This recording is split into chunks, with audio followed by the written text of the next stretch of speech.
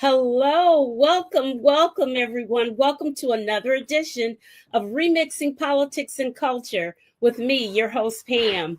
I'm a public relations and marketing professional that happens to have a passion for social justice, voter advocacy, and culture. And tonight I have a special show for you. I have the ex-MAGA granny, Pam Hemphill, who has made headlines recently for refusing the Trump pardon that he gave to all of the defendants in the January 6th insurrection. Pam Hemphill's charges were not for violence, rather, hers were for trespassing. Nevertheless, she served time in prison and was released on parole in Boise, Idaho. Professionally, Pam is a retired counselor in substance abuse for some 28 years. And she is a staunch advocate for saving our democracy. And I'm forever amazed at her all the time. Welcome back to the show, Pam. This is your third time being on the show. Thank you so much for agreeing to come. Oh, well, thank you, Pam. I enjoy you so much. Thank you so much. And next up, we have the Reverend Kendall McBroom. He currently serves as Director of Civil and Human Rights at the General Board of Church and Society. He is responsible for managing and developing the agency's legislative and policy advocacy and support of civil and human rights. Before his current position, Kendall served as the senior pastor of Turner's Chapel African Methodist Episcopal Church in High Point, North Carolina, and he is an ordained itinerant elder in the AME Church. Let me tell you guys something. Kendall and I were in the North Carolina Institute for Political Leadership together, and he gave a powerful sermon on January 20th, celebrating Dr. Martin Luther King in Chapel Hill, North Carolina. Several standing ovations and all that. So I have the show. So Kendall, welcome to the show for your first time, not your last time. Thank you so much. Pam. It's great. I'm grateful to be here. Grateful to be with both Pams on this evening. All right. So we've got a few people saying hello. Hello, Brian. Hello, Renee. All right. So, Kendall, I don't think I told you that in the show there's like audience participation throughout the show, which is a good thing. We try to get everybody to participate. Hey, Linda Hayes, that's my cousin. All right. So, Pam, we're going to start our conversation off with you about your journey in MAGA. After you even voted for Obama previously. So you know what, Pam, even though you said you vote mostly Republican in the past or what have you, you're really kind of independent. Yeah. You know, a lot of us just rely on our family if we're not involved in politics, because we trust our family and our close friends. And that's all I was doing back then, except for when it come to Obama, I said, no, I didn't tell him though. But, yeah. Okay. So listen, tell us about the price that you've paid being in what you call the cult of MAGA. Where do I start? When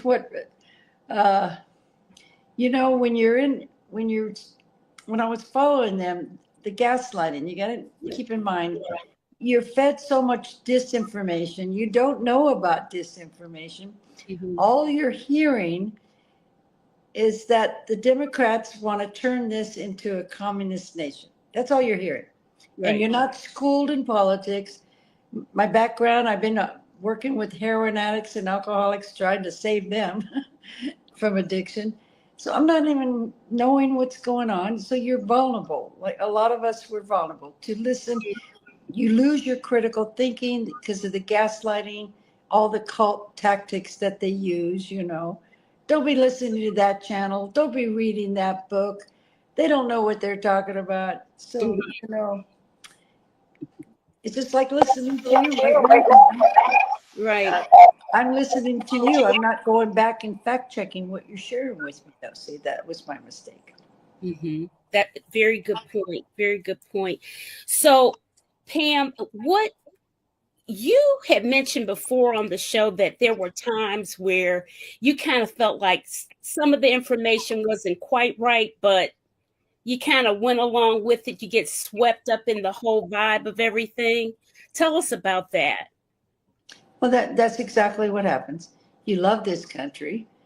You're hearing from them.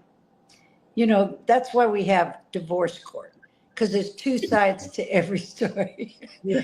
But, you know, that's just what happens. You don't do your own fact checking. You're listening to one party. And I was kind of raised that Democrats um, didn't really care that much. So you're kind of about the country. So you're kind of programmed already growing up. Mm-hmm. And yeah, I don't know if I answered that question very well, but Yeah. So, Reverend Kendall, from your lens as a theologian and what have you, and a person that's very active in protecting civil and human rights, what do you think MAGA is really all about? How it kind of transformed from the Republican Party and it just became sort of like a movement of sorts. What are your tell us what you think of what the MAGA movement is really all about? Yeah, I thank Pam for sharing her insights and her background and her um experience, I would say, with MAGA in this moment. Like I really do hear that and I appreciate that. I think the MAGA moment, and I'm calling it a moment, I'm calling the MAGA moment that intentionally because this has shown up in multiple elections, multiple iterations of the American dream, multiple iterations of American political history. I think that the end goal ultimately of the MAGA moment and the MAGA cult is to continuously not only pit communities against each other and make it out as though there's a bad person in minorities or a bad person in the poor or a bad person in women, but I think that it is really to destroy democracy. I think it is to destroy the hope of democracy. It is to destroy the goal and the desire for the majority of Americans to experience democracy and really state its claim that this is a white man's nation. And I say that specifically a white man's nation, not a white woman's nation, but a white man's nation. Um, Mm-hmm. this is the white man's ideology. This is, I just remember I'm reflecting back now how we used to sing in school, like this land is your land, this land is my land, from California to the New York Islands. Uh-huh. And we sung it with joy. I mean, we're second graders, third graders, second graders, and we're singing with pure joy. Mm-hmm. Failing to at times realize that that was not the case, and that wasn't the case for our parents. That wasn't the case for our grandparents, our great grandparents. Mm-hmm. And so I really believe that this moment and this attempt at a movement that has generated some voice, has generated some traction, is essentially about maintaining power and about maintaining authority, if you will, Mm-hmm. over particular parts of the population. Okay. So, Pam, now that you're out, you've been out of the cult for a while now. You to your I know for a fact that you've received threats, you've been doxxed, and all types of things, and yet you do not you still are not quiet. I got a text from her a few weeks ago, and I'm like, gosh, Pam, people are just so mean or whatever. And you said, I can't stop because I'm fighting for democracy. Tell do you feel like this is sort of like your redemption or something type thing that you're doing?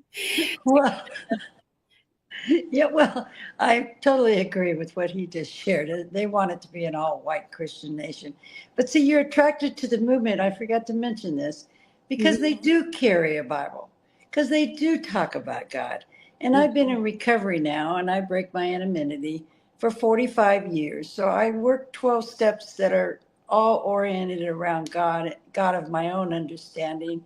And I have to live a life where, I turn my will and my life over to carry God on a daily basis. And mhm, then one of the steps is when you're wrong, promptly admit it. But mm, Mega doesn't know how to do that. But yes, it's really sad, that I was involved in that because you're mhm, fooled. You don't see the racism. You mhm, don't see what they're doing because they hide it. They're real good at it. I really was kind of one that they didn't really bring in their circle because I would question things. It's like, mhm. what about the election? Where's the proof that the election was stolen? Right, right. Yeah, yeah, it's Yeah. So, yeah. So I think, I think that what we're seeing today, especially, is like an all-out attack of. He did say one thing I can say about Trump. Getting back to the current politics of today, he keeps a promise.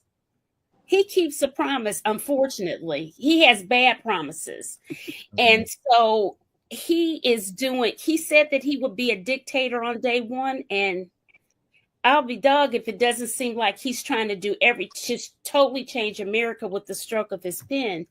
Kendall, what does that, from a biblical standpoint, what does that kind of remind you of? Can you give us some examples of what's happened in our past? And Yeah, no, that makes, I mean, it lines up with so much of religious history. And I mean, while I am and have, you know, I am a Christian, I'm definitely a studier or researcher, I would say, of the religious tradition broadly. So we're talking Christianity, but we're also talking the various religious traditions in mhm, the world.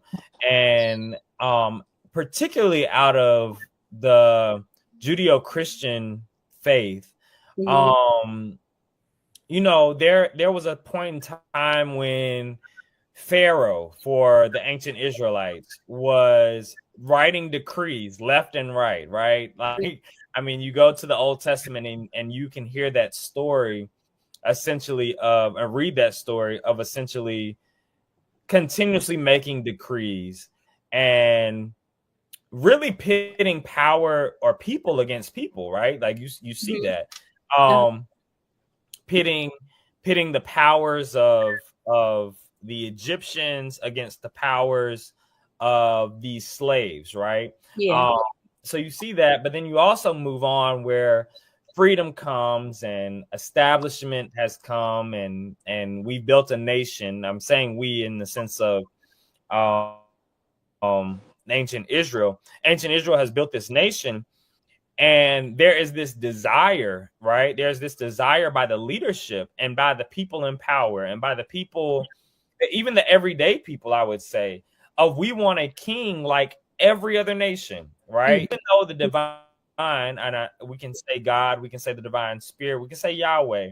God has said, I am your God, I am your people, like you are my people, and I will walk with you, and I will do all the things that are necessary for your life. mhm, But they say we want a king like every other nation, right? And they end up with King Saul, and God says, I will give you a king. mhm, They end up with a king, and this king does all these things, right? Like that are antithetical to what their understanding of the God that they serve stands for. Um, mhm, but it's like a hunkering down upon this king that they've asked for. And then you go throughout the entirety of ancient Israel's history, and there are good kings, there are bad kings, but mhm, more than not, there are these bad kings that abuse their power. And in that, like, it isn't all, I can't say it's always on the kings, but I really believe it's on the religious leadership Mm-hmm. of the nation, of the nation at that time, one kingdom. It's the religious leadership that turns their back upon what the people are really seeking and what they're needing. And in an effort to really get to what they're wanting, to get to what the religious elites are wanting, Mm-hmm. they essentially, they sell out the people, they sell out the poor, they sell out the migrant, they sell out the women, they sell out the children, the orphans, Mm-hmm. the widows. And that's, I mean, and to me, that's an area that we're seeing today. Like, we're seeing that same thing play out today. Mm-hmm. Mm-hmm. We had, I mean, within these last 10, 11 days, Medicaid went down. The Medicaid portal. Application order. Yeah, Yeah. the portal went down for all 50 states, if I'm not mistaken, for about 50 states. Mm-hmm. Medicaid is just not for those that are poor, but there are elderly who rely on Medicare and Medicaid. Right. Right. So when you combine those two, you really see that, I would just say, the atrocity and the evilness of it all. Right. Right. Pam, for all the stuff that you've gone through, and your constant fight for democracy, you constantly are speaking up. You're no stranger. You're all over the airwaves, both internationally and domestically. Have you had anybody that's in the MAGA movement question you in the sense of, well, maybe I am wrong, maybe I do want to get out of this thing? Have you had that experience? Oh no, I'm a plant. I'm a fed. I'm a grifter. I'm everything. I never was mega. I mean, they can't believe that somebody can be pushing back like I am, just because it's the right thing to do. Because in my journey, I will not, and I just will not take any money. Even if I wrote a book, the money's going to the Capitol Police. This is my relationship and my amends with God as I understand him. Mm-hmm. See, when I was 5 years old, I found Jesus. Okay. And I love him and I follow him, his example, the best I can. Mm-hmm. You know, you fall down, you stand back up. That's right. I made a mistake. Yeah, I was wrong that day. And no matter how I try to make it look and become a victim, in my heart, I knew. You know, I go and meditate and sit with him sometimes. Mm-hmm. And he's laughing at me. Oh, you were a victim, huh? You know, he laughs at me. So I have my own personal relationship with him. And I said, you know, I was wrong. I asked for forgiveness. But see, it's more than just saying words and getting on media and talking and all that. You have to live it.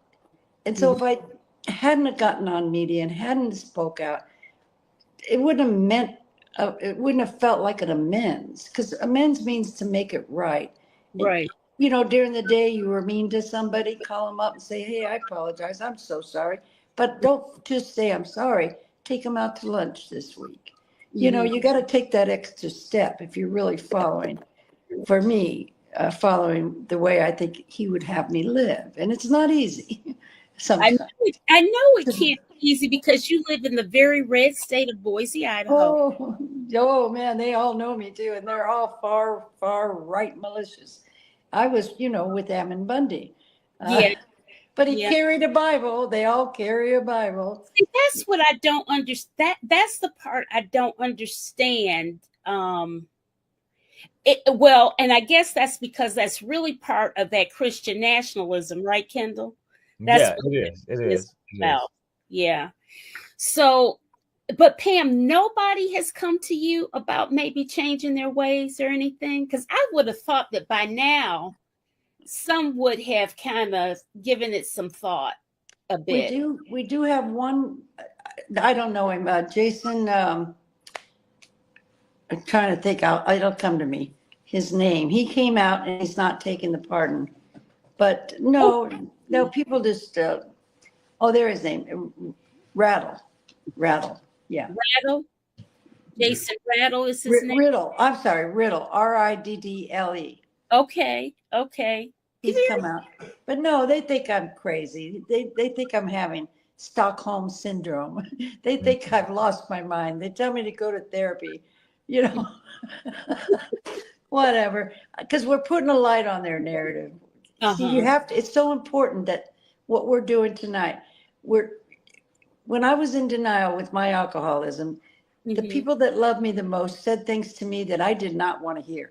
And I've told myself, I'm never going back and talk to those people again, especially my therapist when he said, Pam, you're not a victim of January 6th. You were a volunteer.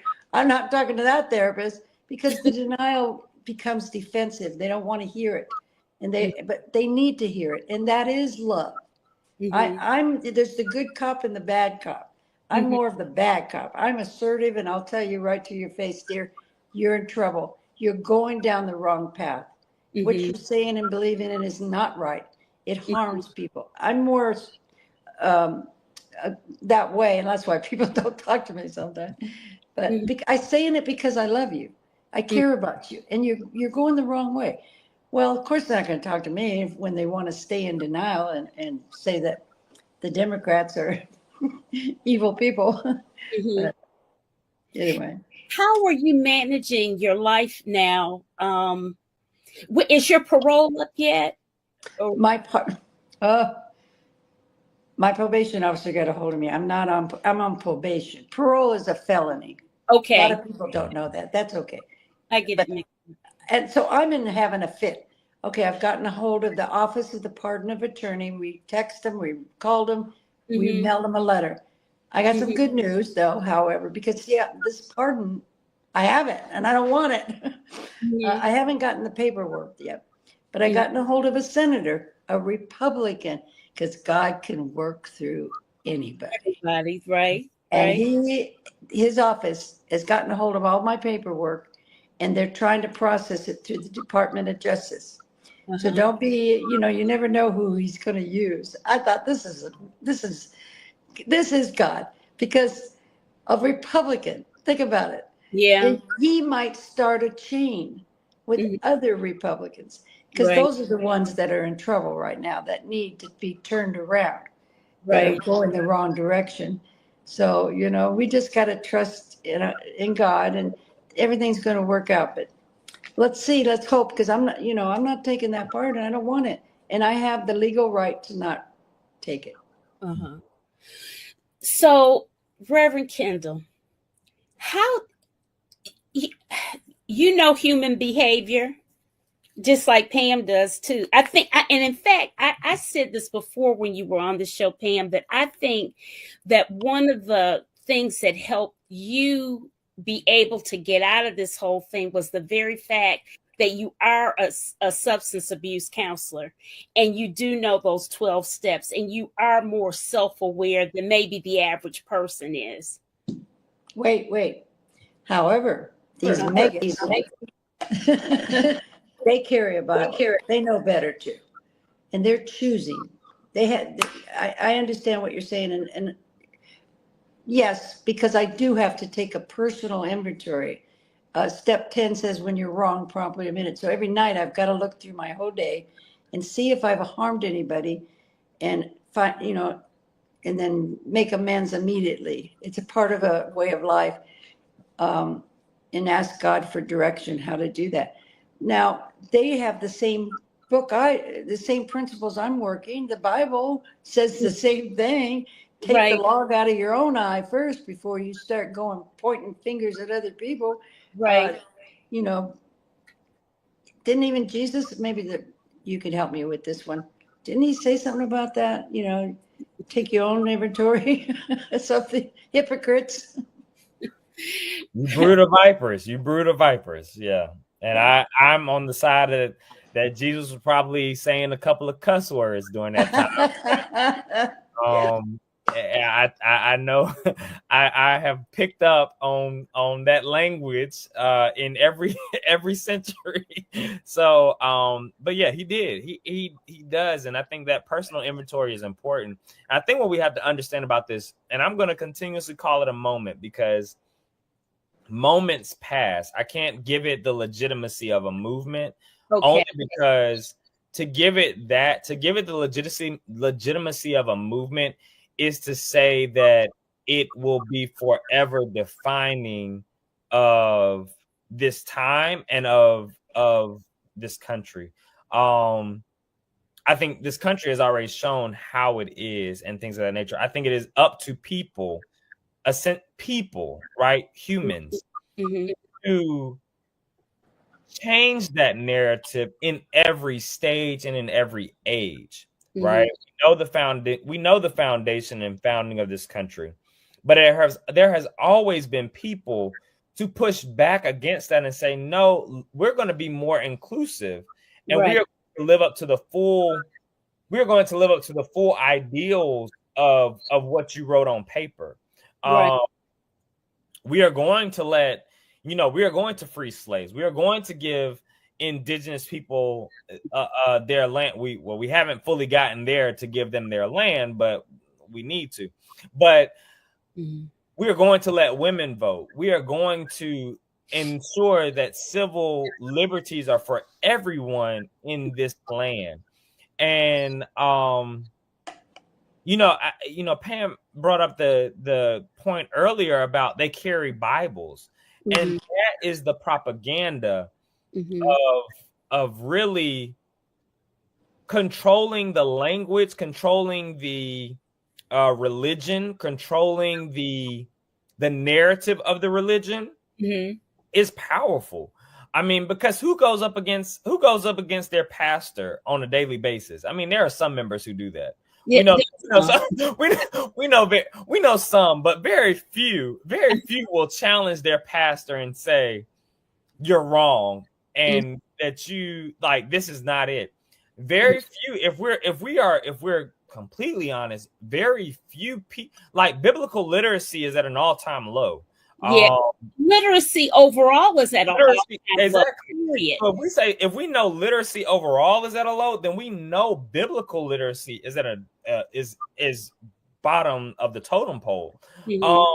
So when people are not reading their Bible, not knowing the stories, but then not taking the context with the stories, right? That scripture does not just drop out of anywhere, but scripture comes about from people putting it together in particular times in history and what was going on during those times in history and what were they trying to speak to in those times in history. Then you will have it where people can weaponize the Bible, and they will weaponize it as a tool for a particular purpose. But this is why, and I will say, because we even said this in seminary, there are people who have been ordained and people who have been licensed and people who have been trained that they will not necessarily be speakers of truth, but they will become chaplains of the state. So essentially what I'm saying is they will rather uphold the Constitution and the Declaration of Independence and the culture over and above what the Spirit of God is calling them to. So prophets, they will not be a prophet. They will be somebody who uses scripture and weaponizes scripture to. Thank you, Sister Joy Presley. Yes, that was one of my aunt and one of my former members at Turner's Chapel. Taking things out of context. They will definitely do that. And that's what we see happening now. Scripture's focal point throughout the Old Testament and the New Testament and the Gospels is about the poor, the widow, the marginalized, the underserved, the underprivileged. So I just want to affirm, Pam, one of the things that you've worked in. You've been a counselor working in substance abuse. Yeah, you've been working in substance abuse. So you were with the people who the world had discarded. So I want to speak to that, right? And say that was worthwhile work. And I think even now, because you are in a position where this particular world has discarded you, right? And it's a false world. We know that it's a false world, but it has tried to discard and discredit you. Yeah, and even in saying that, like, there's an opportunity, maybe, I don't know, for as you are being vocal in that this is wrong, for them to heed that voice and say, okay, this isn't make 2 and 2 is not making 4, and I need to course correct. I think what is happening though too is that this is so deeply entrenched that it really is. I mean, with Christian nationalism, of course, but we have pastors and preachers who are upholding the MAGA theology and MAGA ideology that it's a difficult time. This is no different than slaveholder religion. Like, I just want to acknowledge this. This is no different than slaveholder religion. Right. What MAGA is doing is the same thing with Trump producing a Bible, is the same thing as it is the same thing as whenever slaveholders brought particular preachers to the plantation to preach to their slaves, and they ripped out the parts of liberation. They ripped out the parts of freedom. They ripped out the parts of Jesus had come to set the captive free. Right. This is the moment that we are living in. It is just the 21st century. And so I really hope, and I'm taking from Pam on this one, and I'm grateful to hear that the Republicans are listening, or that other parties are listening. It is my sincere hope that they would tap into the spirit behind the text and not just what the words say. Not just what the words say. There is a spirit, the general overall spirit of Christianity, overall spirit of Judaism, overall spirit of Hinduism and Buddhism and are these world religions, is love and it is justice. It is doing right by the people that we are in community with and in neighborhoods with and that we are living with. And if we hone in more on one than the other and not a balance of the two, we will miss the mark every time. Yeah. Showy Howie is she's on fire in the state of Michigan, and she lives in a real red area of Michigan, that area where the militia are. She lives there, and she's always fighting, always. In the chat, she says, read the sermons from the Southern pastors at the Civil War era. Yeah, we want to avoid those at all times. But they're still being preached. I mean, those sermons are still being preached. And so I want to encourage, encourage our dear sister that those sermons are still being preached in the South, the North, and the West, right? It's so wrapped up, it's so warped now, honestly. I mean, and I think the only difference now in those sermons and the sermons that the sermons of the Civil War era and the sermons that we hear today is that we have congregations now. Infrastructure is probably the most distinctive factor, in that we have infrastructures today. The lights sell people, right? The dark, the darkness of the sanctuary, or the lights in the sanctuary will have anybody come into their church. But the theology that is being preached out of these churches is as harmful as it was during the civil rights movement. If I'm sorry. Yes, ma'am. No, I said I would agree. If pastors are not talking, preachers are not talking, leadership, if they are not talking about this moment that we are living in, we are literally on the brink of democracy ending for a particular people group to have power over other people groups and the superiority. And this is not how it is to be.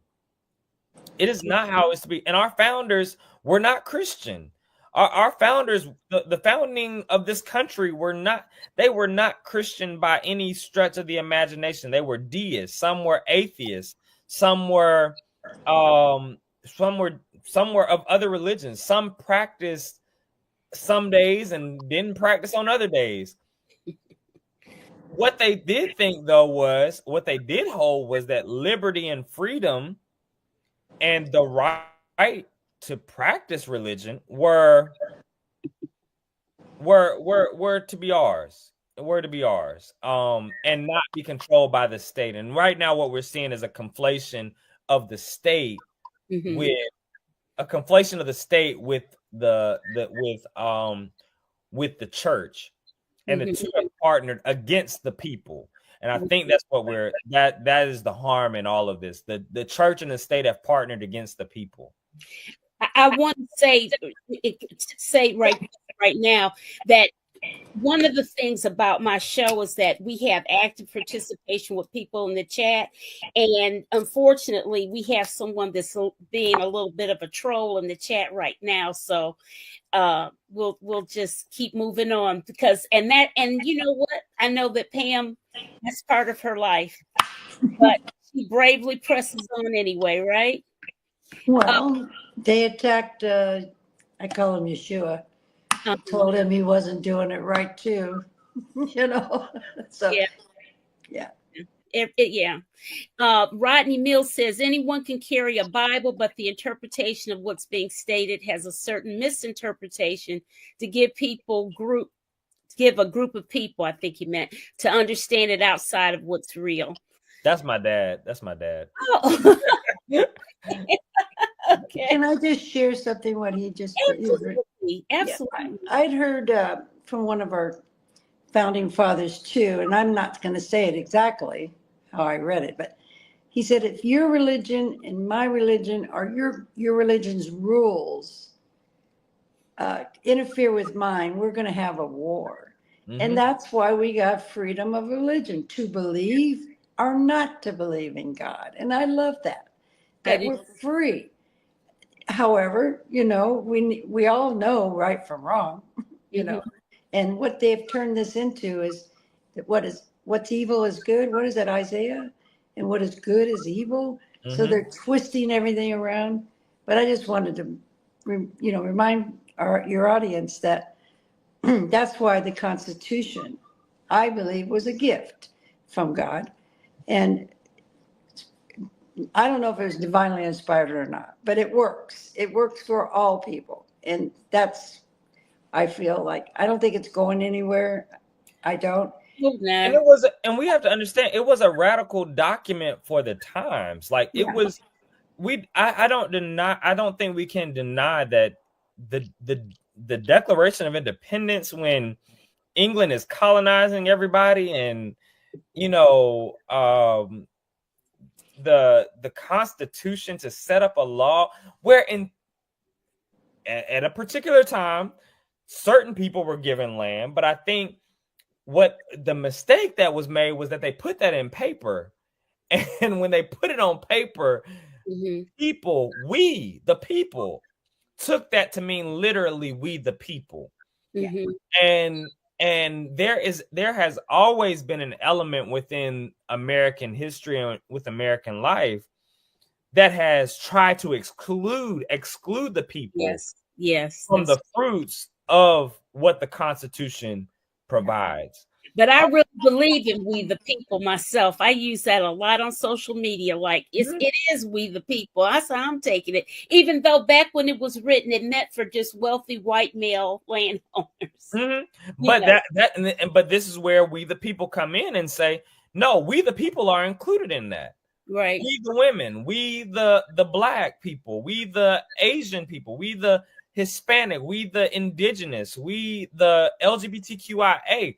We are included in that we the people because of the simple fact that we are people.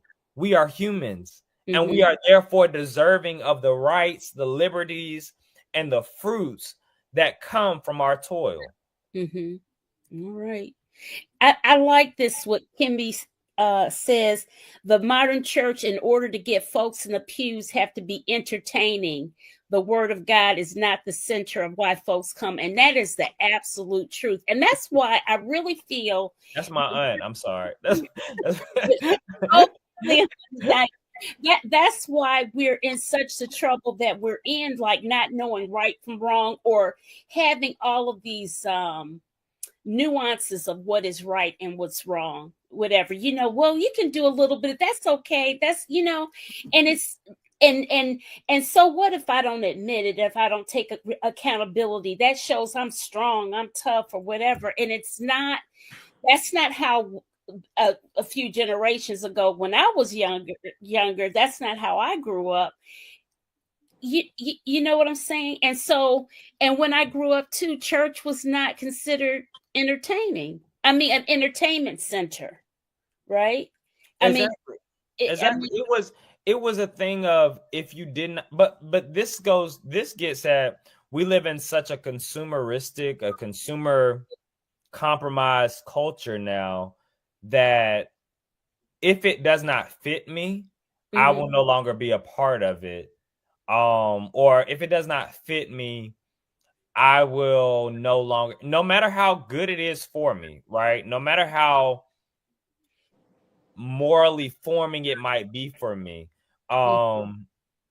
if it does not serve my creaturely needs to maybe be energized, to maybe be to be excited, right? If it does not do that, then it's an option. It's not a guarantee, and it's not a definite. Whereas, like you're saying, Pam, during your time, even when it felt uncomfortable, even when it was let's say like this, when it was boring, when it was dry, I think yeah, when it was real dry, because I grew up AME back in the day when that was dry. When it was that, there was still something that could be received as it relates to moral formation, character building, as it related to how to deal with neighbors and how to deal with people. And I just think that we've gotten so, unfortunately, we have become so consumer oriented, in the sense of, if it does not benefit the consumer, or if the consumer says it does not benefit them, then we want no parts of it. And right now, if we tie this to the conversation today, racism benefits people, sexism benefits people, excluding you benefits people, because it kind of helps them try to build their case, right? In all of these things that they're trying to do. It helps build that. But I think what we have to understand is that, from a faith perspective, and even from a civic perspective, if we are wanting this real democracy, it is not going to be acquiescing to something that we know is for our detriment and not for our good. Right. Absolutely not.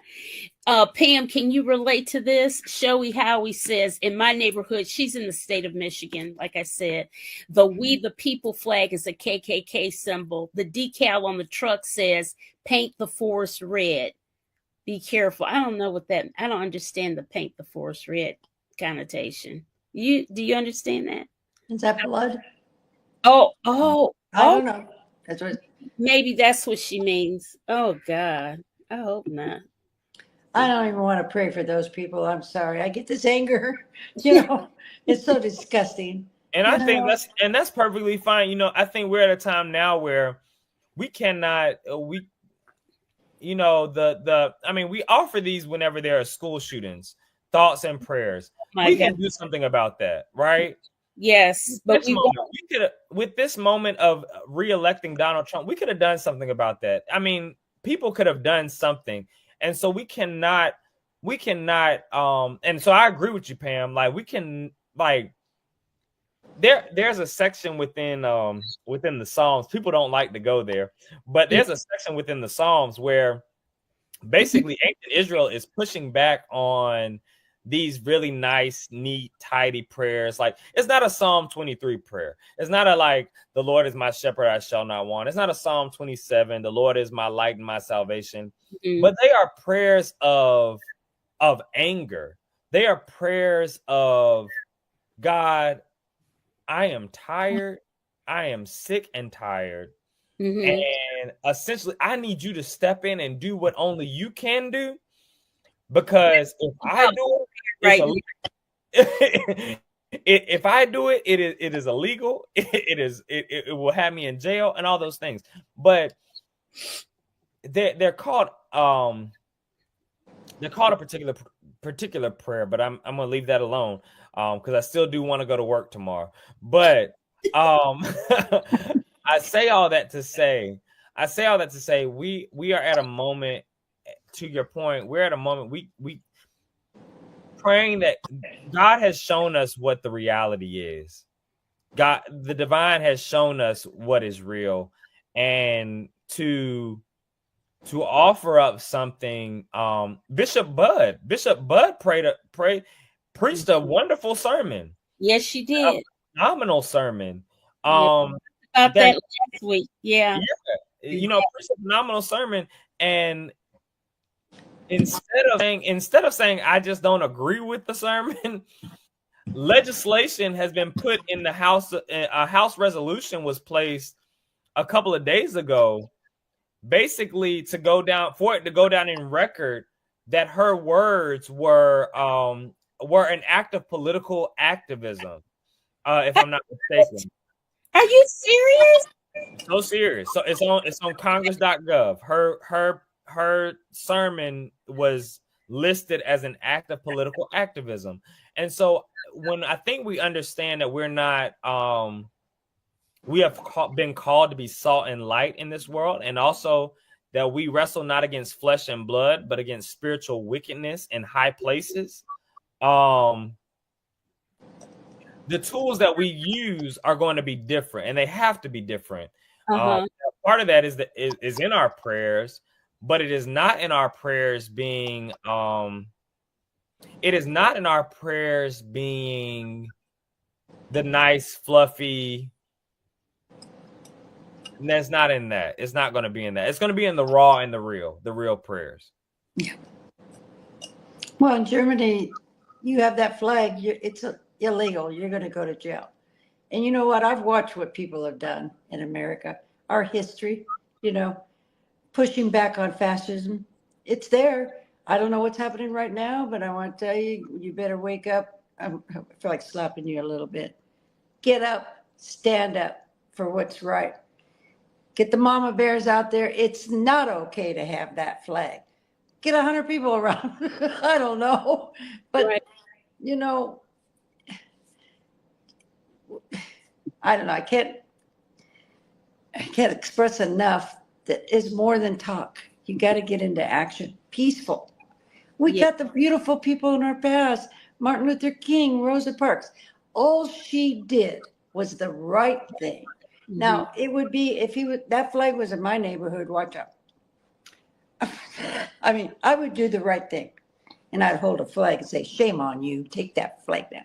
But a lot of people aren't like me. I'm a little nuts. But I don't know how I don't like that stuff. And you're going to hear from me that I don't like it. With you may keep it up there, but you're going to hear me coming over there every day saying, take that flag down. It's disgustful. That's just me. But I could get shot too. So I don't know. I don't really care at my age. You get a little more brave. I'm sorry. You must. I'm going to share something that's kind of that's really something real positive that one of the schools did to I don't know what city this was in, to show international awareness of their school. And it just shows the great diversity in our schools and everything. And they're just trying to unwind everything. I'm going to show you this. Let's see. Okay. All right.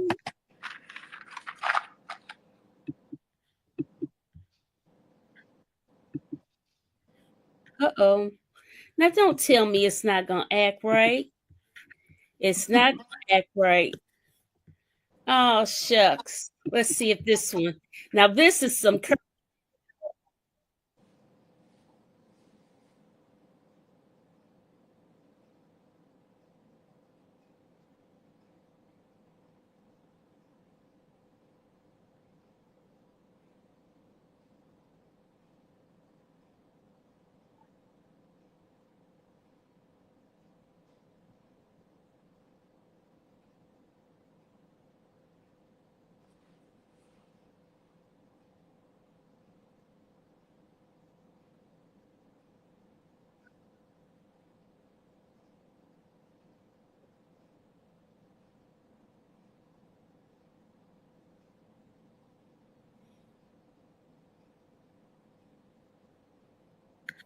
okay.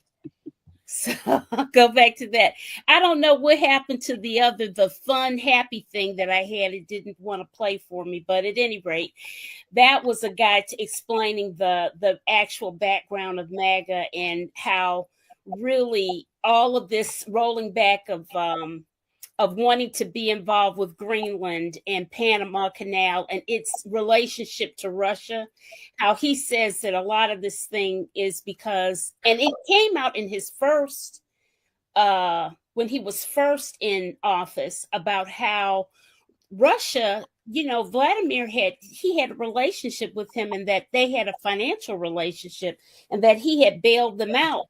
And his son Eric even slipped and said something about that, with some of their golf courses and stuff. So it's interesting. So he's compromised. And it's no different than when, if you're in a lot of debt and they do credit checks on you before you get a job, a certain type of job that they don't want you because you're compromised. You might steal, you might embezzle money or whatever. It's the same, it's no different. So, anyways, I hate I couldn't show you that that video, but wanted to. But it was beautiful. It was a bunch of school kids, and they were from all over the country within this one school. Some were from Ukraine. Some were from some countries. One of them, two of them, I didn't know what the word were. I wasn't familiar. The Haiti and the Dominican Republic and just all over. It was really phenomenal. And the kids wore their native clothing, and it was like an all nations day that they gave to the schools. But now they don't want anything related to any study. Even if you've even gone to any work on equity, diversity, equity, inclusion, they're calling you out in the Department of Education. And a lot of those people went to those classes when Trump was in office the first time under Pam DeVos over the education. So it's really crazy. Yeah. Okay. All right. Somebody, I don't know who people are.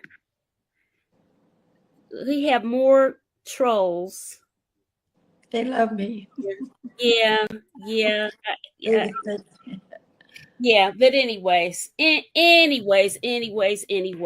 let's see here.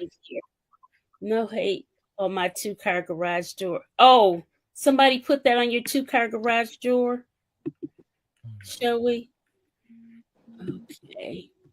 All right.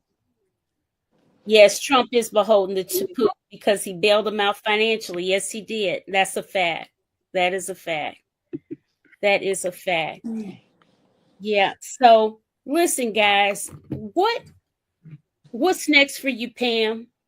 What you've been on every show imaginable. You've been international. You've been on all the major networks. What are you up to now? Are you writing a book? Are you doing anything? Got any special projects in the works? Well, there are a few things. Until it's a little more closer, I won't speak about it. But again, you need to know that it's not about making any money. I would like to do that, an offer for a documentary and a book, but that money's going to the Capitol Police. It's going there. I couldn't live with myself for making any money for speaking out and doing the truth. And that's what's a lot of people are having a hard time wrapping that around their head. It would just take everything that I've been trying to do, I think, away. Because that's why I'm speaking out and hoping that people will let their voice be heard. What you have to share is so important. And it's hard. I know it's very difficult because they accuse you of everything. But no, my hope is just like I already spoke to one Democrat party, is just to talk to the Democrat Party. Maybe being invited if I could to speak to them. That's all. Just little things. I'm 71. I'd like to put January 6th behind me.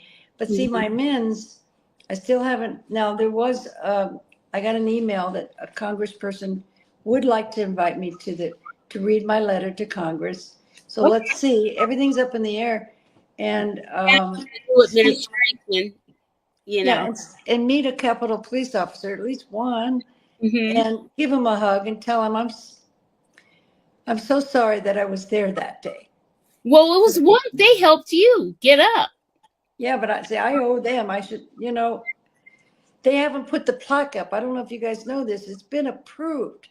But if the nation loved this Capitol Police so much, they would be really screaming and pushing to get that plaque inside the Capitol up. It's a plaque for them, the Capitol Police that day and all the hell they went through. That's the least we could be doing for them. But no, nobody calls. I'm sorry, maybe there's a few. But do I need to go there and just put it up myself? Because I could. When was it? I feel like doing it. When was it finished during the Biden administration? Was it done? I don't know exactly, but it's been approved to be put up, but they won't put it up. It's just a little nail. It's been approved, but they won't. Of course, they don't want Trump walking by it. He's not going to put it up. That's not going to happen. Well, we're going to put it up. Yeah, it won't. It won't. Quit making him the king that he can do whatever he wants. No, he can't. We, the people, can do it. I mean, you get enough of us. We can stand out there saying, you're going to put that plaque up. We could, but I'm waiting for these Dems to get on board and start, fighting, more regularly and loudly. Now that they have gotten, one thing I'm happy about, they got David Hogg as the vice chair of the party, which is great because it's a Gen Z. We've got to make generational change, and that's speaking against myself, but I don't care. I mean, you need to, to be a good leader, you need to be grooming others under you to go ahead and take over. It doesn't do any good if you're taking up all of the energy, all of the power to yourself and not grooming somebody else to come up behind you to teach them where to raise money and who your contacts and connections are. If you've been in Congress for 1,000 years, that's the thing that just drives me nuts about that whole thing. We've got to have generational change, and I think they got it right on David Hogg. I don't know he sounded good. I just heard him speak. I don't know who he is. A congressman said if 300 people are out there on the steps, I don't pay attention.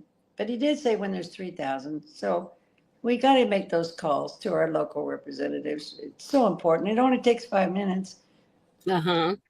Yeah. Stand up and get that mama bear and papa bear. You remember Yeshua in the temple, that part where he turns around and calls him hypocrite, and he had that powerful strength of conviction. He had that, don't mess with me, you hypocrites. We got to get that back, that energy that happened with Martin Luther King. People have got to realize it's not hopeless. It's not over. If I decide that Trump is really in charge, what am I doing? That Trump has all the power. I'm taking that away from God, saying that God doesn't. Oh no, really? No. Just watch. They will wake up. And that's why I was to your point, Pam. That's why I was saying I don't think we can keep calling this a movement. We've got to call it a moment, because it is not going to be a defining part. It is who we are right now, and it is an iteration of who we've been. Mm-hmm. But to give it movement gives it legitimacy. And to Pam's point, we can't take God's power away from God. I'm reminded of the sermon preached this morning. Pastor Reverend Bill Lamar is my pastor at Metropolitan AME Church. Shout out to him for what he did this morning in reminding us that the sun doesn't like the sun. He was basically saying that the sun doesn't rush to get anywhere. No. The sun is the sun, and the sun rises every morning and it sets every evening. And that you cannot dispute the power of the sun. And so I would just say that same thing. We cannot dispute the power of God in a time like this. We can't do that, and we cannot give something legitimacy that has no legitimacy at all.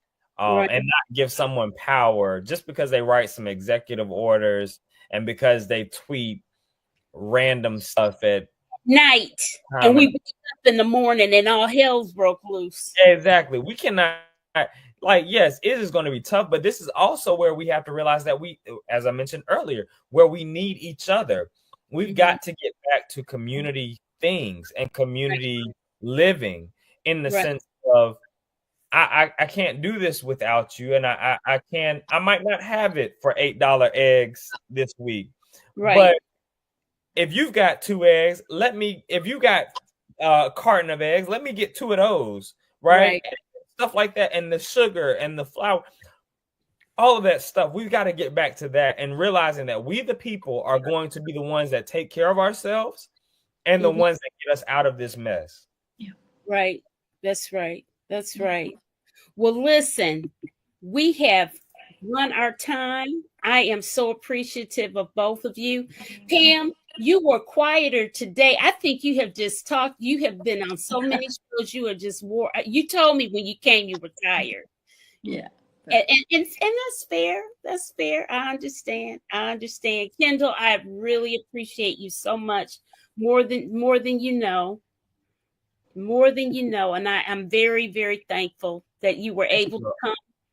Thank you for having me. It's been an honor to be here and to meet you, Pam, and to be back in presence with you, Pam. Greatly appreciative of it all. All right. So Zach has one more thing. Black people say God is still in control, and we have faced difficult times before, but there was a lot of pain during Jim Crow. Yes, but we're gonna. And to that point, there was a lot of pain, a lot of sorrow, a lot of lives lost in Jim Crow. But there was a joy. There was a joy in the realization that we had the power to take back our authority, to take back our power. And I go to that kind of Negro spiritual that says, this joy that I have, the world didn't give it to me, and the world can't take it away. That's right. That's right. The American government did not give us joy. The MAGA does not give us joy. It didn't give it to us, so it can't take it away from us. And so this joy has to be cultivated, though. It has to be cultivated. And I think conversations like this help cultivate that joy, that all is not lost. That's right. All is not lost, and we will not lose our joy. And that's something that Kamala Harris used to say all the time. All the time. I miss hearing her, because I would feel better listening to her.